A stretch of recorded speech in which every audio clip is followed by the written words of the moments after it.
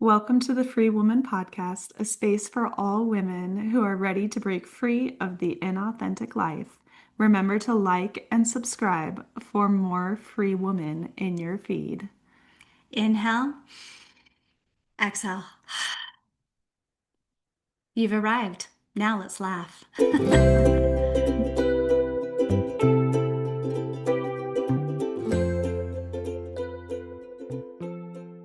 Hello, welcome to our podcast. Welcome, Free Woman. All right, that was a good welcome. I was like, wow, I like that. We're happy that you're here. We're happy that we're here. Yeah, it's been, as always, an adventure. An adventure, yeah. I know last week felt like a month. It did. It was like multiple weeks in 1 week. Yeah, a lot going on. I got my very first mammogram done.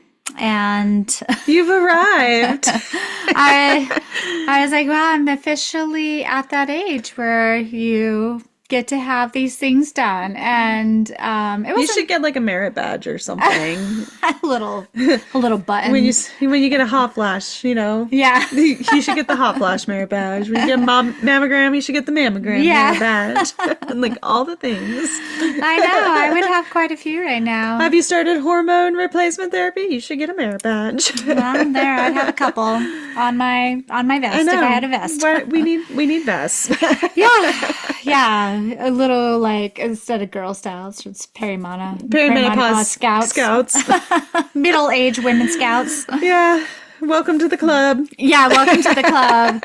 You've arrived. You've arrived. Man, it is something. It does feel like it's like, I think for me, I had signs for a little while, but then it was like overnight when I realized I am perimenopause and really kind of shifted my mind, my perception of things, and had to accept that, we are getting older. I even cried a little bit after my mammogram. Really? I did. Was it emotional? It was. I was like, man, why am I emotional? But it was. I don't know if it's because a woman grabbed my breast and lifted onto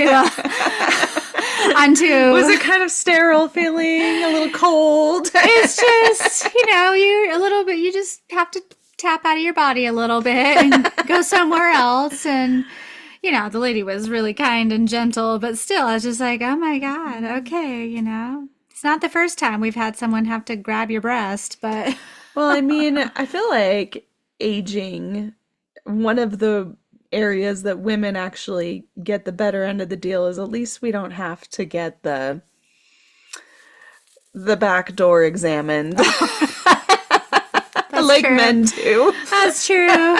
God, they deserve something. Come on. Like, pushing out babies and just all the tests you have to do while pregnant and after. It's true. I mean, we're used to having people's hands inside of us all the time. By the time you've given birth, it's happened multiple times. Just random strangers. Yep. And then your pap smears. Doctors, nurses, whoever's taking notes in the background.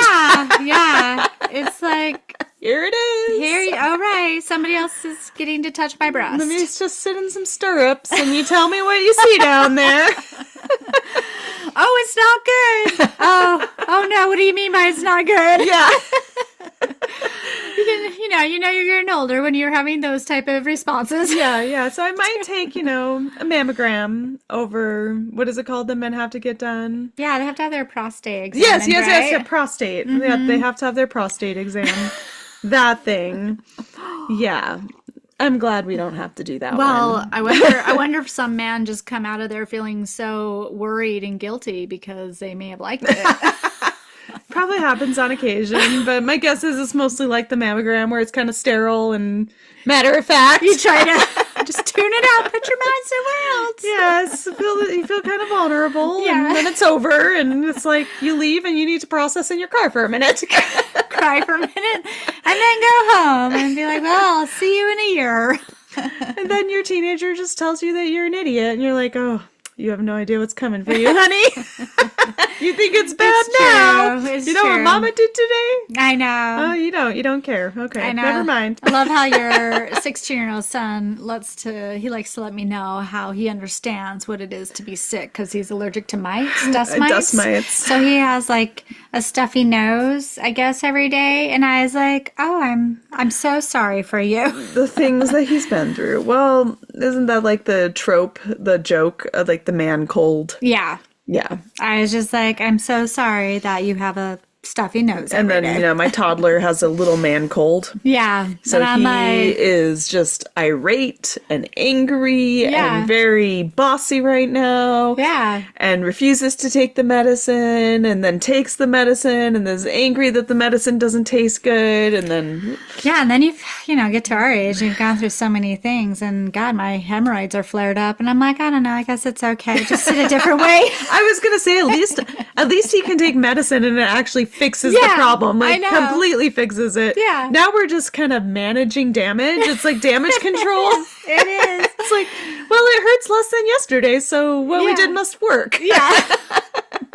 I don't know, is it okay to take Tylenol PM every night when I go to sleep? Maybe Yeah, not. well, and that reminds me that I got my hips worked on this week. Oh, yeah, you did. I've had really, really bad hip pain since delivering my last 3.5 years ago.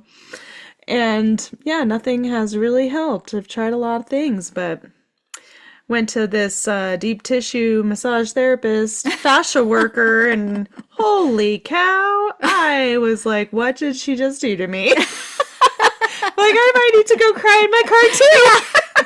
You're like, I'm feeling a few things. I'm feeling angry, and I'm feeling like I need to cry, and I'm feeling a little confused at what just happened to me. I didn't even know you could go that deep into But my I hips. think my hips feel better. Now I'm not hurting. I'm just really emotional. Yeah, like maybe we should get to know each other first before you work on me like that. Like, maybe take me out to dinner. Yeah, I feel a little exposed. Yes, it's pretty intimate. And then you pay her. Yeah, and here's some money. Thank you. Bye. Yeah. Go cry. Oh, yeah, it's so funny. Oh, yeah, it's just, man, I don't even know. What is it? It's just this, like, I have felt in me this determination. We were talking about this before. I don't want to just surrender to these things that are happening Yeah. to my body. I'm like, okay, if we gotta age, okay, I understand. It's all right. My body can do what it needs to do, but we are not going to become crippled. We are only 40. I know. I think that's a good We have a thing little to have. vitality. Yeah, a little fire too. We should Not have completely a give few up. more decades before we Yeah. need a walker. You know, we need a few more good years. Well, your body has also been really, really sick. And so Yeah. it has just taken you a lot longer to recover than you thought. Well, and this it is would. something else. We've talked about it before, but I don't hear people talk about this side of abuse very much. How detrimental it is to your health and how yeah.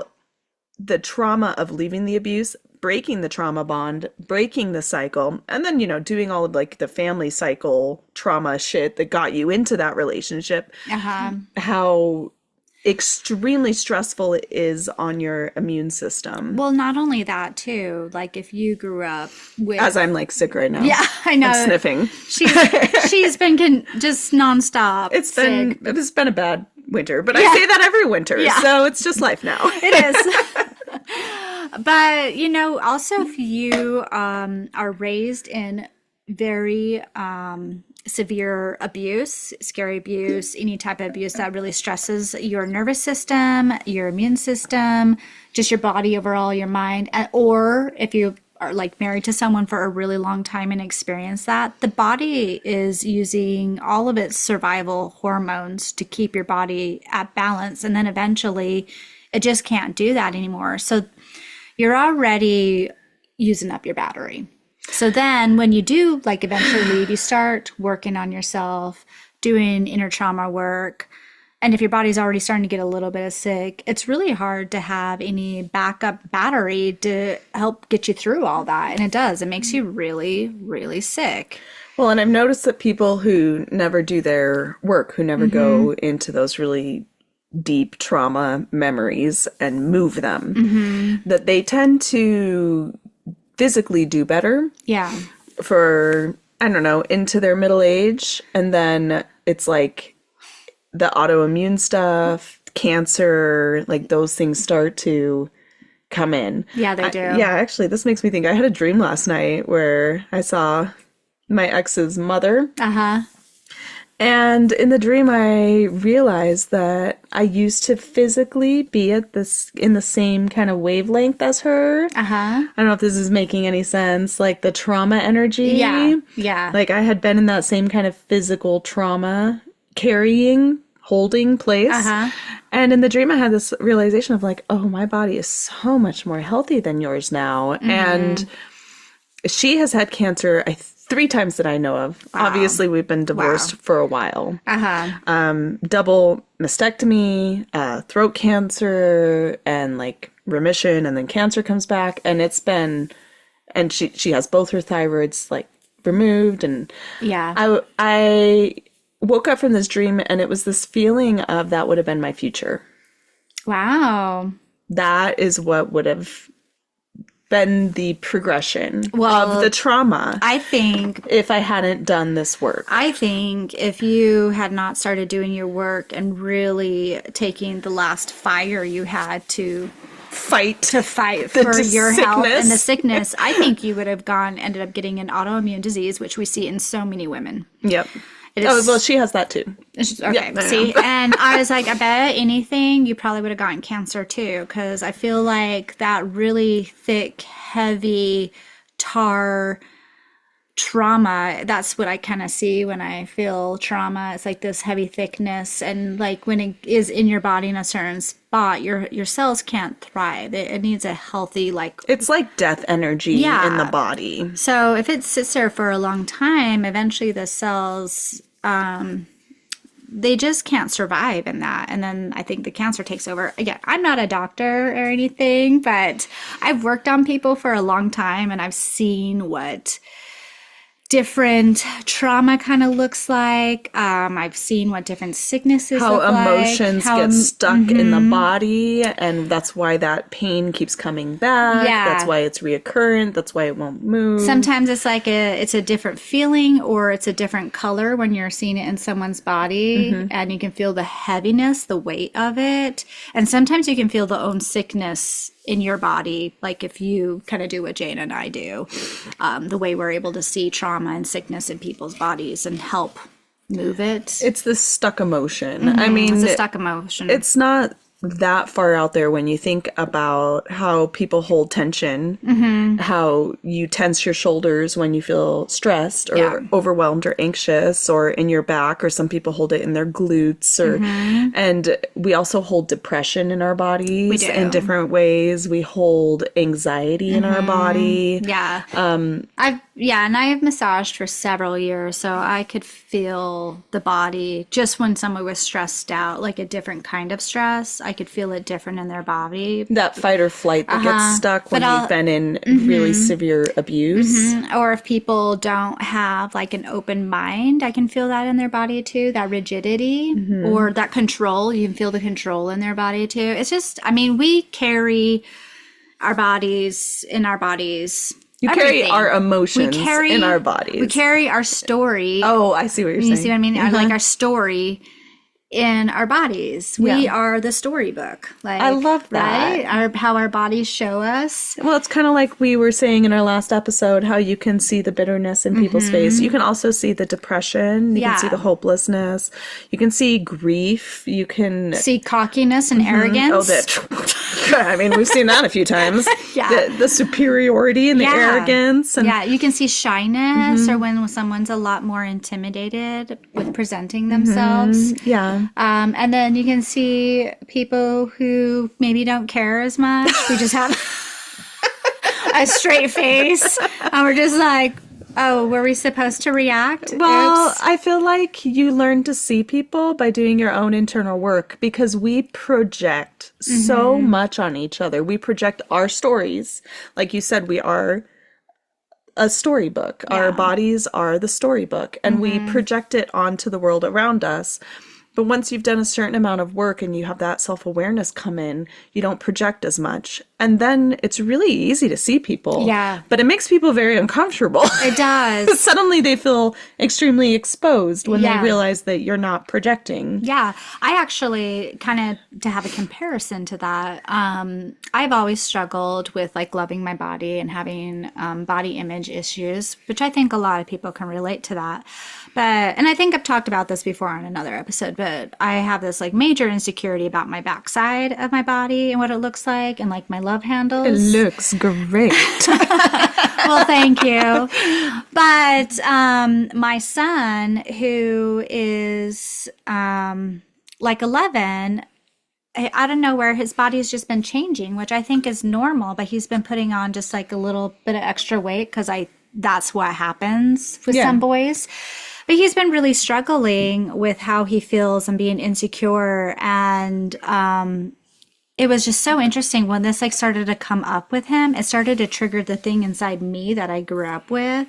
And I was starting to have a hard time. Every time I looked at him, I was starting to feel triggered. It was like my little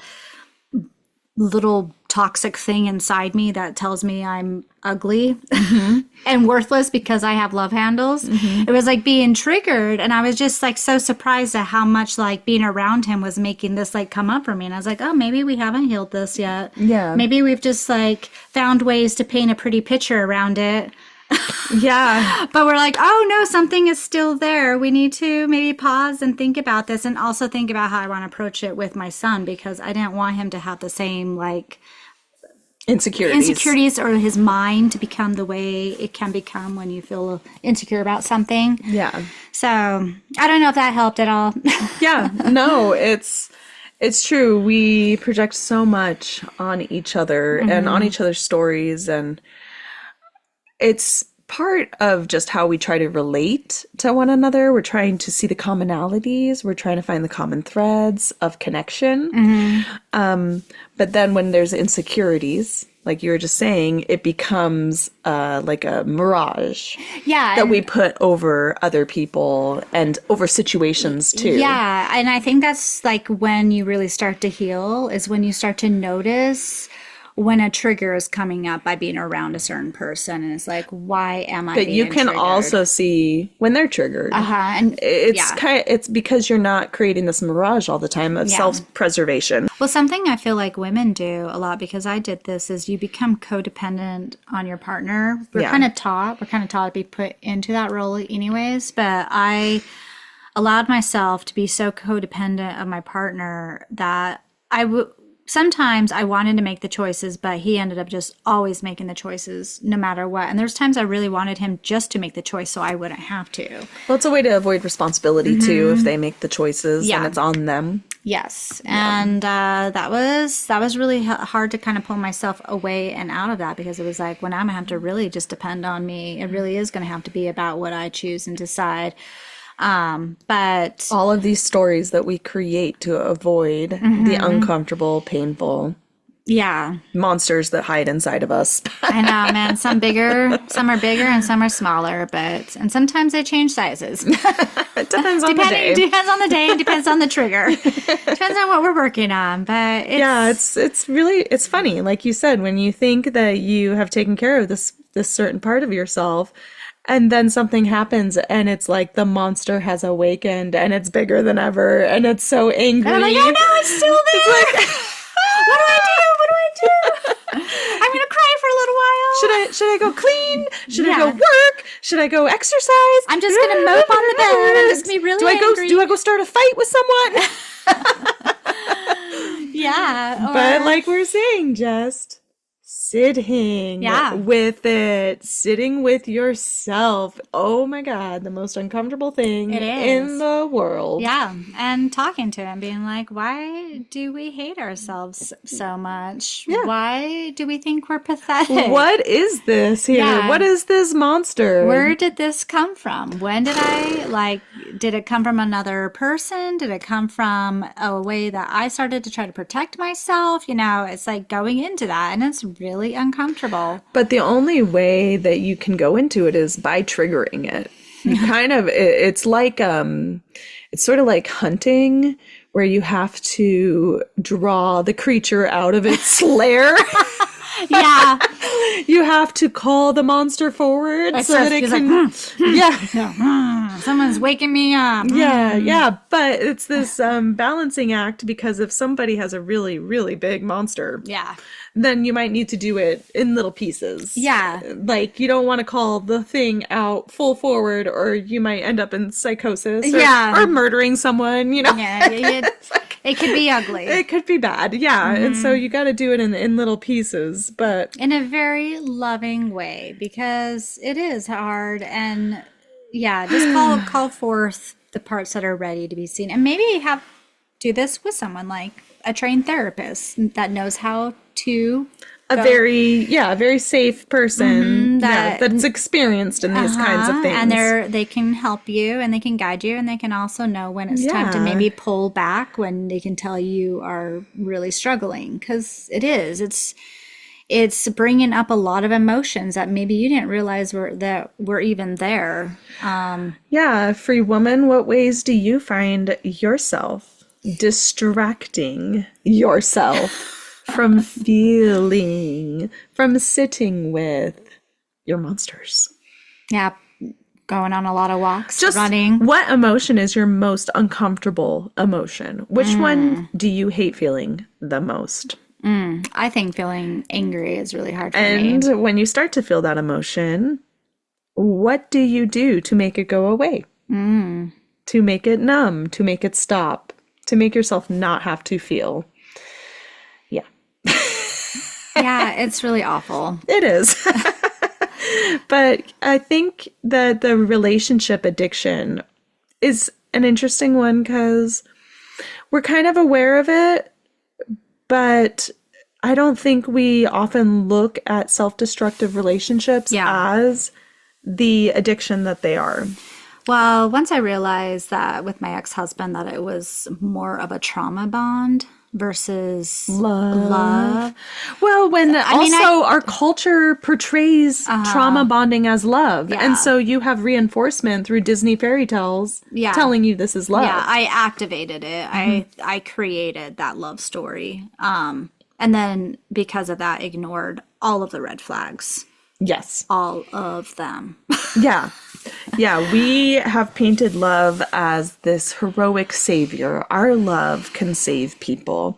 We can love people, and it'll make everything rainbows and joy. Look at all of the love movies. It's all about that's what I mean. A guy or a woman abusing you, and then they find out how much they love you and ask for forgiveness, and then you're just so overjoyed that they finally see you, and you forgive them of everything, and this beautiful romantic ending. And I'm like, he just treated you like shit. Yeah. He just slept with your best friend. I don't think it should be that easy just to brush it off. Yeah. But when you're so deeply addicted to someone, the feelings, the emotions, and everything. Love fairy tale, it kind of puts the burden on the person who's giving the love, who's giving the healing, rather than respecting that other person's individual journey of they need to figure their shit out. You know, if he's sleeping around, he's got some major internal work to do. This isn't a love him better. Oh, he said he's never going to do it again. Yeah, love him better. If I just love him better, if I'm just more available, if I just pay more attention to him. Yeah, that's what I kept telling myself, is he never got that love from his mother, his parents. No one ever loved him.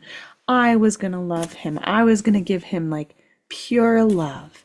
And then he would have that thing he never had, and he'd finally be able to become this amazing person that I knew he could be. And it's a love him better fairy tale. Yeah. I would have to sit and think about my time with my ex-husband, because I don't really know what I was thinking. Well, you were thinking it was normal. I was thinking it was normal. Had been taught that love hurts. Yeah, and I was very asleep. That is just the best way to put it. And a lot of parts of me are starting to wake up from that relationship and finally actually being angry. But when you look at the Disney fairy tales, Sleeping Beauty, Beauty and the Beast, Which are my Snow favorite. White, Yeah. Little Mermaid, all these fairy tales.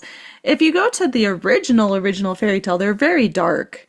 And there's a lot of warnings, pretty dark warnings in there. But Disney, it took out all of the medicine. It took out, and they just wanted to make it pretty. They took out all of the medicine. They took out all that sacred darkness that was in there.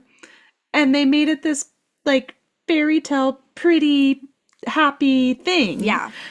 And so then all of us who grew up with these whitewashed fairy tales, we don't understand red flags. We don't understand how dangerous these relationships can get. Also, like our religious upbringing, to me, I just remember sitting in Sunday school and the women there that have their husbands just telling us, like, you'll just know when you meet him. It was like a fairy tale. It was this fantasy. And there was just this almost like happily ever after as soon as you did. So I do remember when and what's unique about the LDS church, the Mormon church, is they believe in a pre-existence. And so it's sort of the idea of soul contracts. Yeah. That we knew each other in the pre-existence. And so we like made a deal. We made agreements.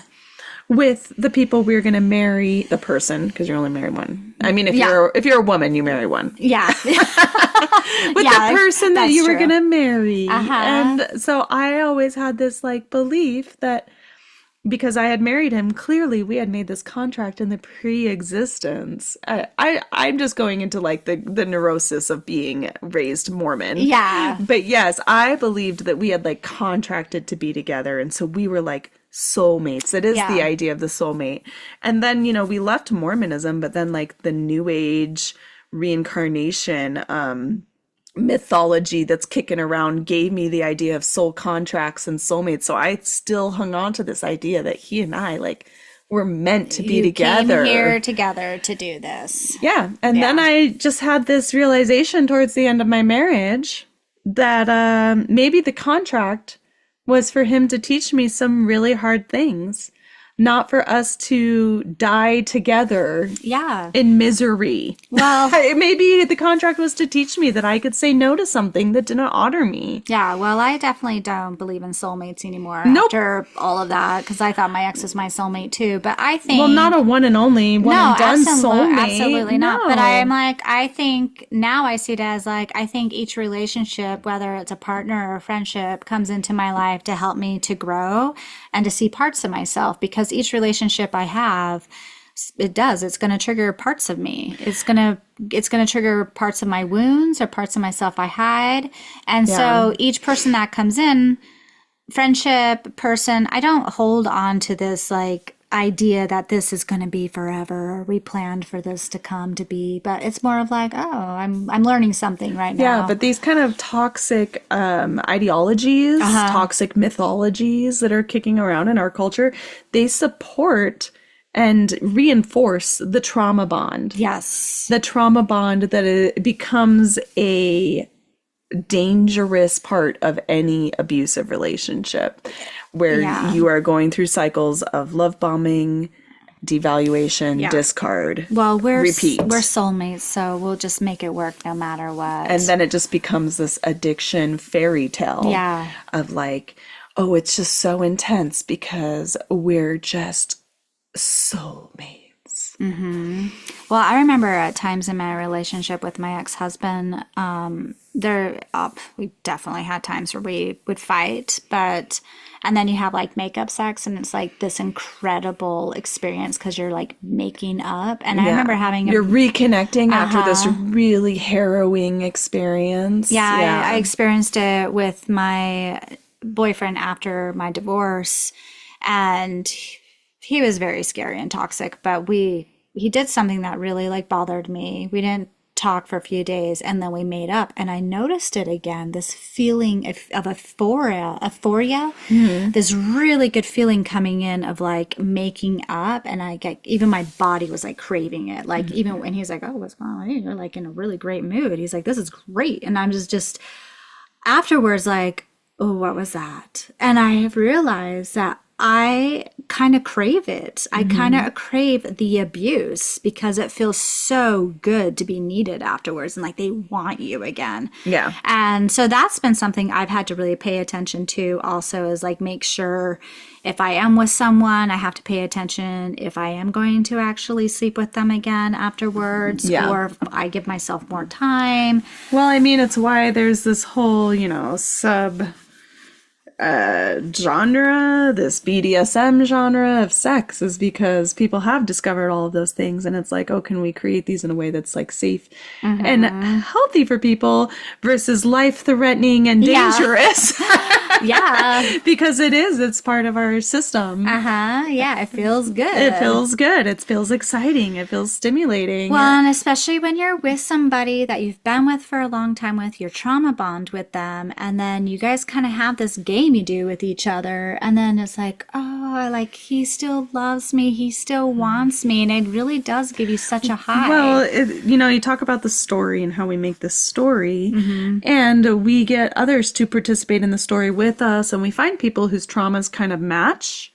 It's like a puzzle piece clicking. Yeah. And then it's great because they want the story, that certain kind of story too. Yes. And then you're both reinforcing it. Oh yeah, that's pretty bad. Oh yeah, and it's really hard to let go of that because it's like it's keeping all of that uncomfortable triggering trauma in this really nice calm place because you're both creating this together. Well, I recognized when I got divorced, like I feel like at the end of my marriage, my intuition was really opening up, and I was starting to really understand things about myself and my relationship with my partner, my ex-husband.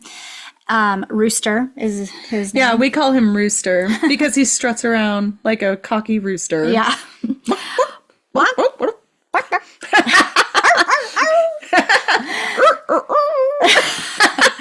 Yeah, he's really special. Yeah. It really makes it easier if you can just like find funny ways to laugh at them, because otherwise you just want to punch them in the face all the time. But I had recognized, I was just feeling it so strongly at the end. I was like, the reason why this is not working anymore is because when we came together, our wounded children, our inner wounded child inside, we just grabbed onto each other so tight, and we were like, we're going to love each other so much because we both didn't get that in our childhood. And so we did that love thing forever until it just didn't work anymore for me. Well, you becoming a mother. Yeah, becoming a mother changed healed parts of you, and it made you guys not fit anymore. It didn't work. It really triggered him. And then I was just, he wasn't getting all the attention anymore. And yeah, and then I just realized, I'm like, and that was one of the things that came up that made me confirm that I'm moving forward with this, because I'm like, I'm growing, I'm changing, I need to go become this thing of whatever I'm becoming. I know I can't heal with him. He doesn't want me to heal. He doesn't want me to grow. Because then you're not going to be in the same story. We're not doing the same story anymore. Yeah. My inner child is starting to heal. So what happened? We got divorced. He went and found a woman right away to go continue can fit that story. Yeah. And so they're just going to keep playing the pattern out. That doesn't work for me anymore. I mean, but then you've had other relationships since then that you've gone through that process with. Yes. Where as you've like done different levels of healing, you've had partners come in that like matched what it was you were working through. Absolutely. So interesting. It is really interesting. And I think finally, I don't know, we'll see, but I think finally what I have like come to is the realization that in order to be with anybody in my life now, I just have to absolutely love myself, that I don't even feel like I need anybody. Like, it's just going to have to be. It's such a place of wholeness and calm within you. Yep. I'm like, I don't want to play the games. I don't need someone to feel this void inside or to feed parts of me that are feeling empty. Yeah, and what really you need to have like a long-lasting relationship with someone is someone that allows you to grow. Yes. That celebrates your growth and your healing, and vice versa. Yeah. Versus being attached to you staying in a certain place so that they don't run the risk of losing you. Exactly. And Which is why you have to be so whole and complete in yourself, because true, like, lasting love requires that risk of, if you do your work, it might take you in a different direction. And I have to love you and love myself to the point that I can allow that to happen. Oh, I know. It's terrifying. It is. Like, it gives me goosebumps, because isn't that what love is, though? Like, it is not ownership of a person, right? And you would think. I mean, know. because all of the Hollywood shows are saying otherwise. Oh, I know. Well, I know. Well, this is what I think when you finally get to a stage of really deeply understanding yourself, your trauma, your wounds, the things that trigger you. I think that is when maybe you can step into a relationship and see if you can help each other grow. Yeah, it's made it hard for me to enjoy, romance novels and stuff in the same way, because there is such a strong trope of like ownership that runs through romance novels and is seen as romantic, where he is jealous, possessive, or she's extremely codependent. And he's got to save her, or she's got to save him, and they've got to that soulmate thing of you're mine and you're mine forever. And I think women love that, because it's this idea of, he's never going to let me go. I'm going to belong, and it's almost father-like. Yeah, I'm going to be safe. I'm going to be held. Yeah. And all of those things are very arousing and attractive when you haven't healed certain parts of yourself. Yeah, I mean, of course. And I know, because I was attracted to those things too. It's great. Let someone else do it. Let someone else do this for you. Yeah. Yes, let me be the one kind of blood that the vampire wants of all the women. I know, right? Yes, be addicted to me. Please be addicted to me. But, if you want, I think, in my opinion, after being married, divorced, several different relationships, it's like, I want someone who's going to be my equal. Very mature energy of like, what are you bringing to the table? Exactly.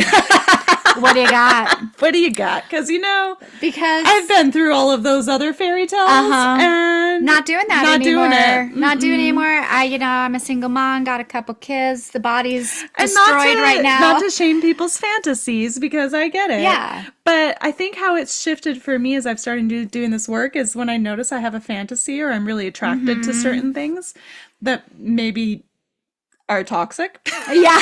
I sit with myself and I think, so why do we really want that? Why is that so alluring? Why are we so attracted to it? Like, I kind of play with it a little bit. Yeah. Rather than being like, no, you're not allowed to have that fairy tale. You're not allowed to have that fantasy. You can't enjoy that romance novel. You're bad. It's more like, what is it about me that finds this so alluring? Why am I attracted to that? Yeah. I know there's definitely some aspects. Play with it rather than let the shame come in. Yeah.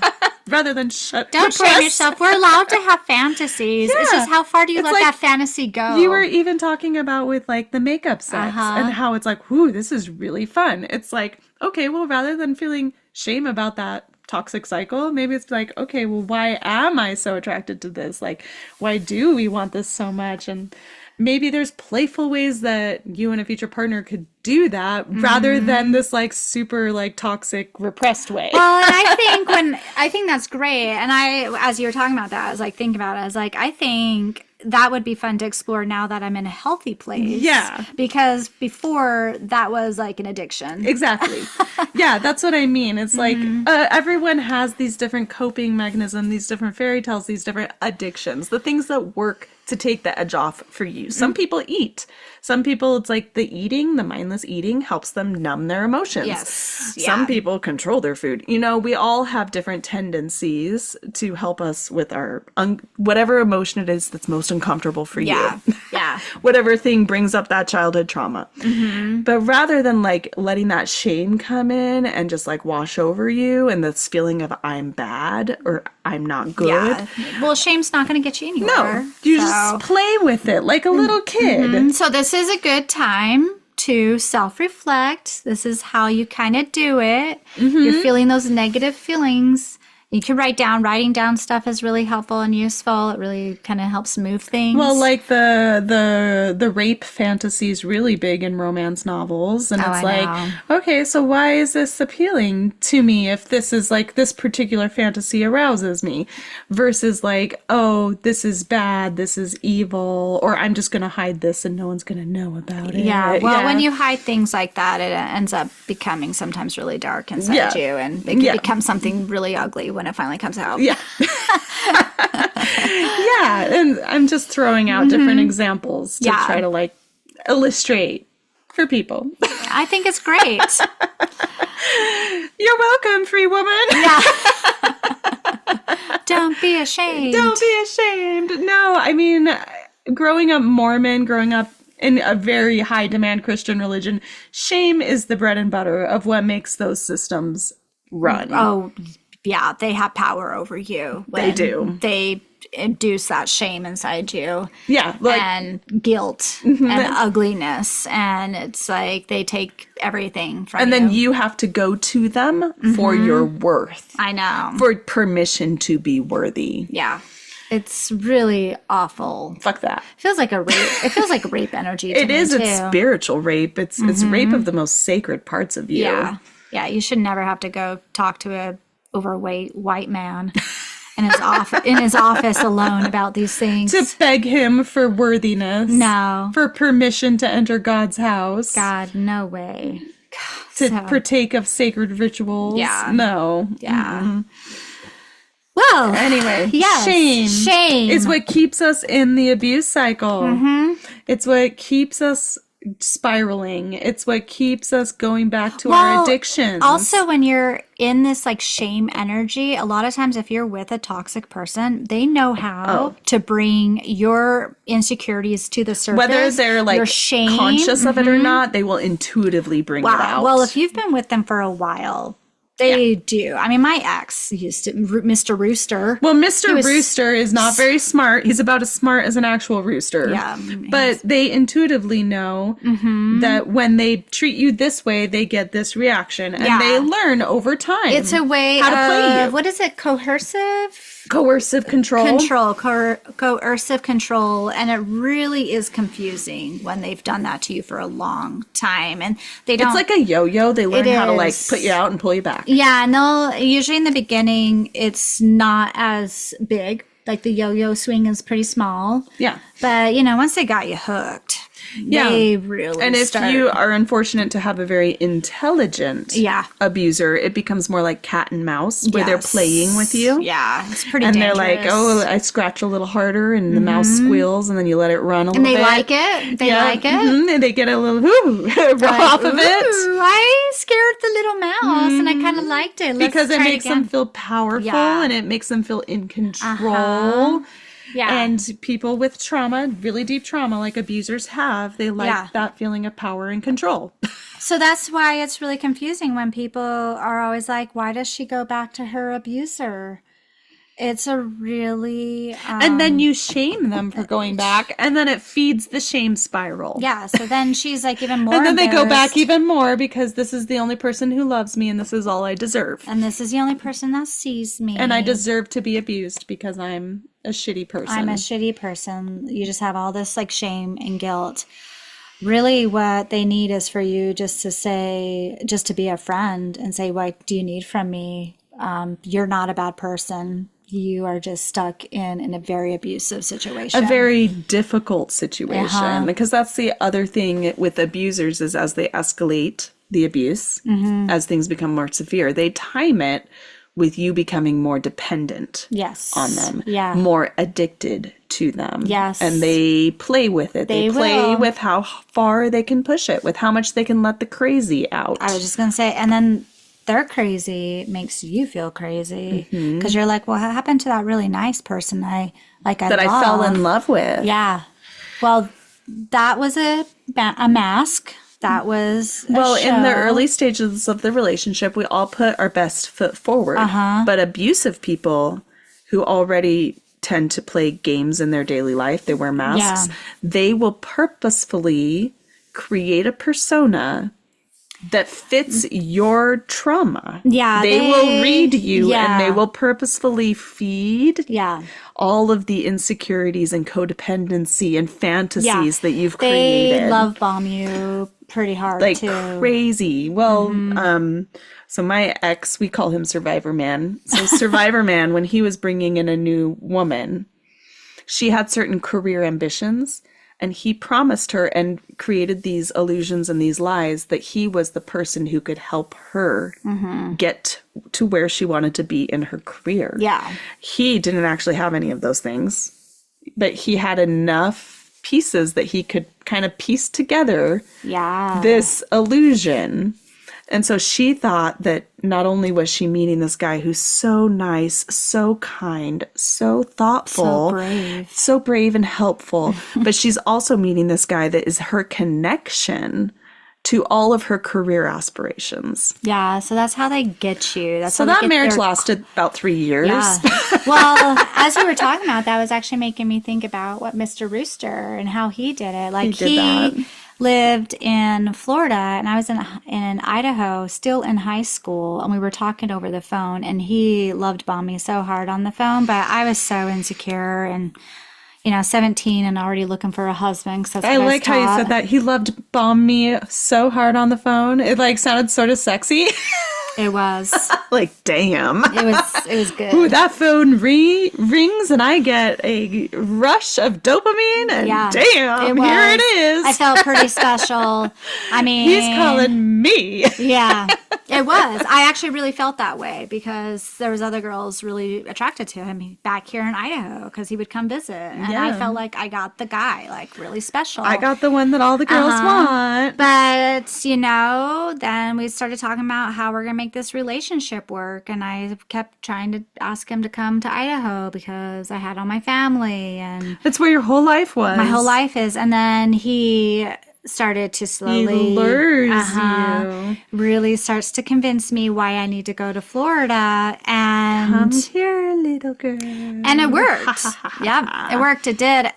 But I got there and there was this whole other side of him I did not even know about. Well, that's the thing. Once they create that dependency, once they have you in, whether it's moving for them, whether it's moving in with them or marrying them, like these different levels of dependency. Not only that, I was 18 out of high school, no career, no nothing. Yeah. Moved 2,000 miles away from my family, and I did move in with him and his mother. And yeah, you were completely dependent on him. So he had no reason to love bomb anymore. And then if you have a shitty family, shitty parents who actually don't care about you or are going to help you, I was like, well, this is it. This is what I chose. This is my life. I had to make it work. And those first couple of years were really hard. I would have panic attacks all the time. I didn't know they were panic attacks. But this is also how they create the trauma bond because they start to escalate the abuse as you become more dependent. Yeah. And once you're fully dependent and the abuse is crazy land, crazy making, you have to create some kind of story so that you can survive because leaving doesn't feel possible. Yep. And so you create the fantasy of like, well, this is just because we love each other so much. This is just because our connection is my so soulmate. Deep. This is my soulmate. And so you create a story based on survival. And then the addiction starts to set in because you're getting the intermittent dopamine spaced farther and farther apart by more traumatic abuse in between. Yeah, and he did. He kind of became my everything. And I just kind of you just craved I them. did. He was my, I guess in a way, he was my Spanish savior. Yeah, and the abusers, because they have this very deep insecurity, they just love how worship makes them feel, how powerful it makes them feel, how secure it makes them feel, and in control, all things that they crave. And I did, because I was so blind, so young, so asleep, so insecure. I ignored all the bad stuff, even though it really made me hurt. I tried to stand up for myself a few times, but then again, I just ignore it. But I just put him on such a pedestal, and he loved it. And so yeah, he would just treat me however he wanted and would just continuously get away with it. People on the outside who haven't watched this process play out and haven't been in it in an abusive relationship to understand. They're just like, why don't you respect yourself? What's your problem? If a man ever treated me like that, I'd just walk away. Not understanding all of the layers of conditioning and trauma that have gone into creating this like perfect, horrific storm. Yeah, it's a lot harder than you realize. It just takes a place inside of you that wants something better, something more, or maybe like an ounce of love, like towards yourself that gets you out of it. Requires just really, really deep trauma work. It does. To rebuild that self-worth, because you have been in the abuser's narrative for so long and they have reinforced it to the point that it feels true. Yeah. That you are worthless. Well, that they are everything. Yeah, I still have my ex's Mr. Rooster in my head. Yeah, that he is just this amazing person and you were just so lucky that he puts up with your loserdom. I just thought so many things were my fault, or I was too much, or I asked for too much. Well, and sometimes leaving isn't simple. Like, people want to oversimplify this. It can be dangerous. Poverty is pretty much guaranteed as a result. And life-threatening situations arise because abusers do not like losing control. They do not, and they see relationships as ownership. They see you as property. Absolutely. You're not allowed to just walk away. They own you. I always felt like my ex, the energy I always felt, he always tried to be my father. That was the feeling I always got. And maybe I let him a little bit because I was taught to stay that little girl. Yeah, well, you were also young. And so you were probably still craving some fatherly guidance. Yeah. Probably. You probably still needed that in your life. He did. He always was domineering and authoritative and just that cocky rooster. Well, free woman. So, kind of two questions. What emotions, as I asked earlier, are the ones that you struggle to sit with the most? What do you do to distract yourself? And how have you found yourself in toxic cycles with people as a result of avoiding certain uncomfortable emotions? All right, well, that's your homework. We got homework. Just kidding. We don't do homework here. You do whatever you want. If you feel compelled to go within yourself, if it's in alignment for maybe you, give it a try. Give it a try. Let us know how it goes. Yeah. Thank you for listening this week. Thank you for joining the Free Woman community, even if it's just through your earbuds. We appreciate you being here. Always. Thank you for your support. Remember to like and subscribe.